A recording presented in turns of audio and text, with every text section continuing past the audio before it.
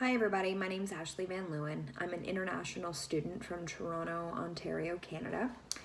I graduated in 2012 from my local community college with my AS degree in Customs and Border Services Law and Security Administration. I was hired out of my internship for a company known as Advanced Micro Devices. This company creates the microchips that go into your laptops, your gaming devices such as your Sony PlayStations or your Xbox. The company went through a bit of a hardship and they laid off about 90% of their staff, their Ontario staff, excuse me. And of course, I lost my job. So I was fortunate enough about 2 weeks later to secure a position with Sony of Canada. I worked in their import and export department and I thrived within that company. I moved up fairly quickly. I then learned in fall of 2013 that I was expecting. I was told I would never be able to have children, and I found out that I was expecting a baby. So in Canada, they allow for the parents to take off 1 year for maternity leave. So my husband and I decided that I would utilize that entire year to raise our daughter. In that time, we decided that it would be best for us to relocate to Florida. We have family here. My parents own a local accounting firm, and we decided that moving here would provide a better life for our daughter. Now, in completing my final year of my semester, my husband had a mental breakdown and he decided to leave us.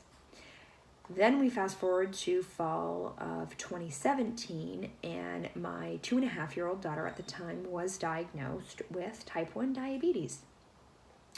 Now, being a single mom of a diabetic is probably the biggest challenge that I have ever faced, and I will most likely continue to face. After nearly 2 years of living with my daughter's diagnosis, I can say that we are still in a state of transition and learning. As a diabetic or a caregiver of a diabetic, you must always be learning and developing new strategies to manage this disease. We work currently with 2 medical devices for her condition, one being the Dexcom, which is a continuous glucose monitor. This means less finger pokes. We then utilize something called the Omnipod, which is a insulin pump. And this means no needles. And so currently we are still learning how to manage these devices more closely. And I really feel that is a process that can be improved. Though I will say that these devices have made our lives simpler in some aspects, like I said, no finger pokes, no shots. We still deal with midnight device failures and sugar lows and sugar highs, and it's an endless battle.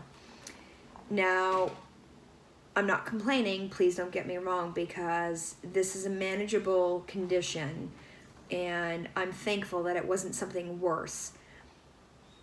But it's still difficult, and I feel like this class specifically is probably going to teach me how to better manage how I deal with the diabetic situations that arise. So I look very forward to this class and learning what Dr. Philippi has to offer